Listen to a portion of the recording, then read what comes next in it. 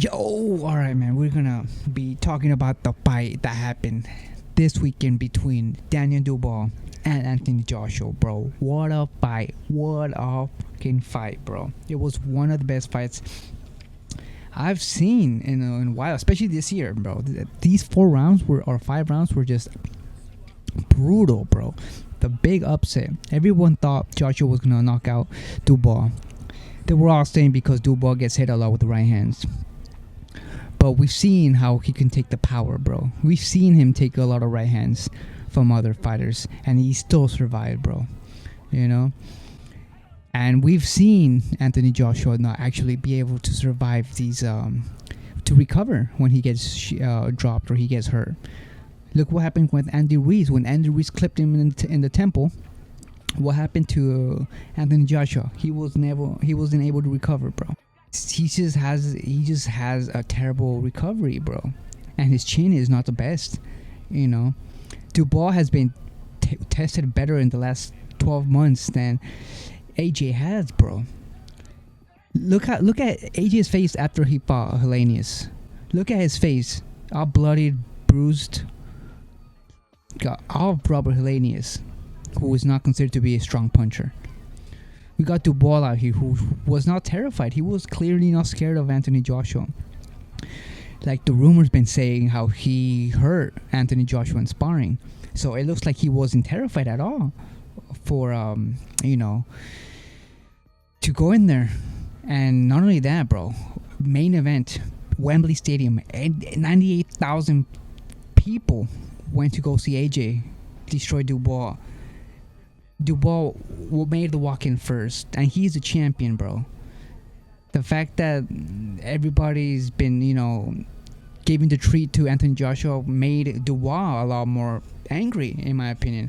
I do think Dubois, he was a bit pissed after the whole situation. So he went in there, wanted to go in there with everything. That's why he started the fight putting it on AJ, bro. He was pissed, he was angry, and he knew he could have hurt AJ. And so he went over there, didn't give AJ space, didn't give AJ any breathing space for him to set up his shots. He just went in there and just hurt him, bro. Brutal. He was literally taking everything Joshua had in that first round, but he clipped him with that. Dude, Joshua, what's wrong with Joshua? He came out there in that fight with nothing, bro. He went in there and he came in with nothing, bro. Fighting with his hands down, fighting with his chin up, backing up instead of moving laterally. What happened to Joshua, bro? He went in there literally went in there to just getting knocked out, bro. And let's not talk about the horrible corner advice that Ben Davison has given Anthony Joshua, because that was a terrible corner advice. Whoever was in there telling him to double jab, when clearly Dubois kept spamming that overhand right. He kept spamming that overhand right because he knew he could hurt him with an overhand right, So he went in there and he was trying to double jab, and no, bro. And the way that first knockdown happened, dude, Dubois was literally across the Atlantic when he was setting up that shot.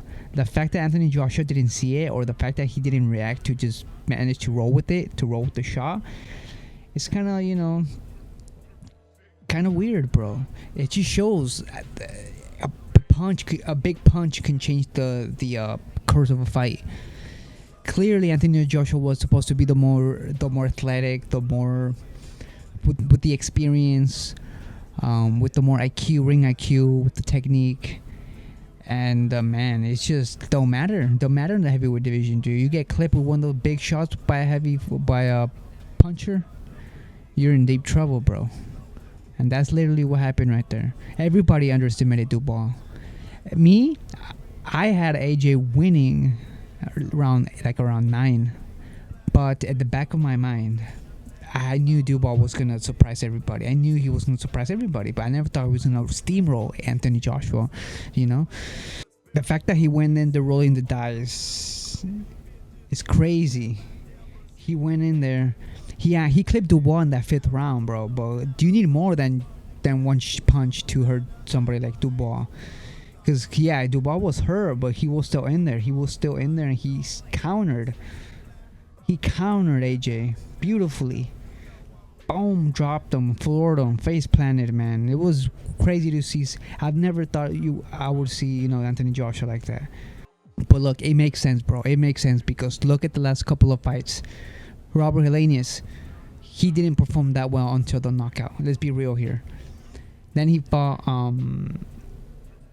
Otto Wallen.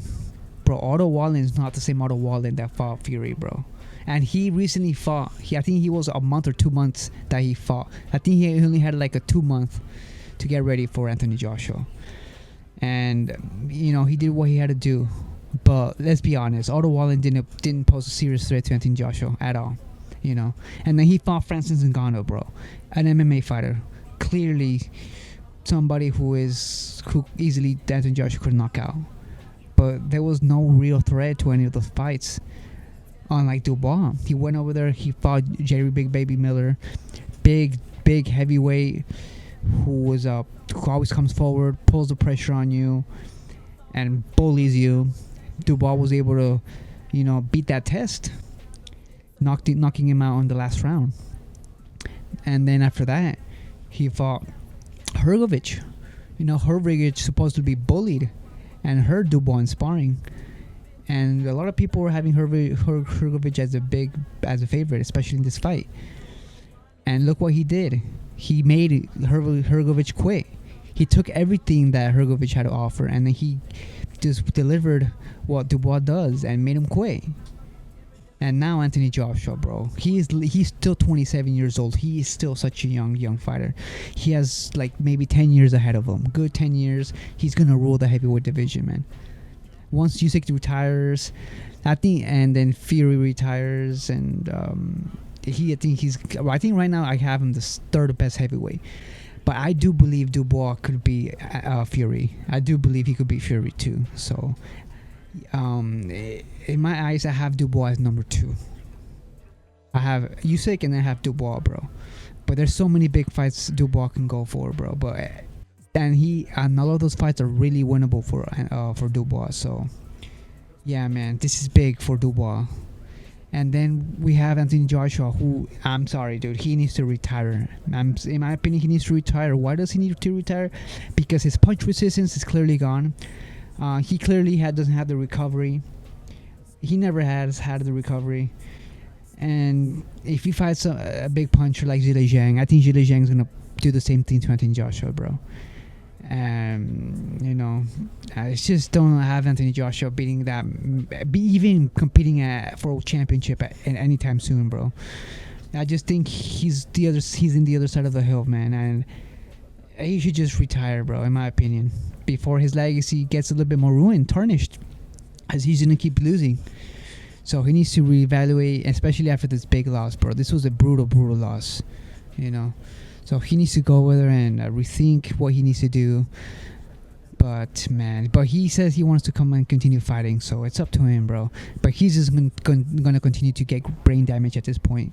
So he better since he's still alright, his head is still okay. He needs to just go, because look what's happening to Joy Joyce. They interviewed Joy Joyce, and he looks out of it. He looked like he was having trouble thinking about what to say. He looks spaced out. He looks zoned out. He's clearly affected by so much punches, Ben. So Anthony Joshua better retire, in my opinion.